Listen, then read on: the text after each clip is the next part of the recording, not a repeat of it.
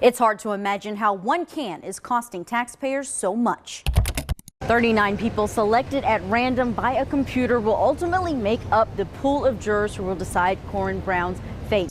But for the special needs son of a military family in Jacksonville, that tells you now is the time to check your insurance policy to make sure you're not going to be left out to dry. So much of our lives can be tangled in technology, and when things get confusing, we rely on tech support to take over. They can do that now remotely from miles away, even countries away.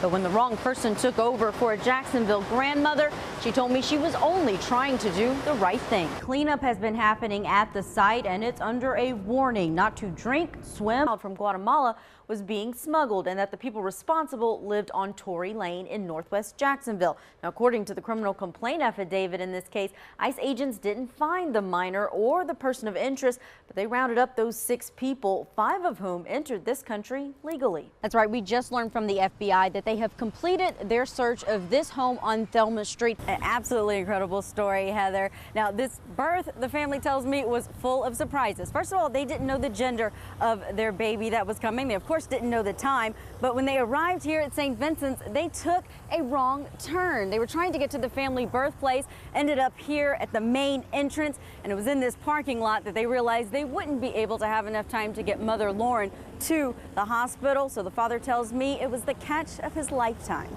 And Julia, the state is also saying that child pornography was among the items seized from his home. That's right, Heather. They say that there was child pornography in digital formats that they seized from this residence that, as you can see, is no longer here. Now, back in March, the FBI spent over a week here seizing items, and some of those items Ronnie Hyde wants back. That's right, Jessica. Today was the last day for Brown's attorneys to get these motions filed before the deadline. And one that was filed was a motion for judgment of acquittal. That's not unusual to be filed after a criminal case is over. But this other one is a little bit more unique. It's a motion for new trial, and it's based on the opinion of whether or not someone's faith comes from inside or outside. Well, here's a question for all you parents out there tonight. How much would you pay for a can of baby formula? $15, maybe $20? How about $400 for a 14-ounce can? So our On Your Side team has been digging into what one company is getting paid for the formula, and who's paying the bill? Well, it may shock you. On Your Side's Jenaé is here now to explain. We're talking a lot of money, Julia. That's all right, guys. I've got 2 cans here of hypoallergenic baby formula. One costs $46, the other $420. They're the exact same can.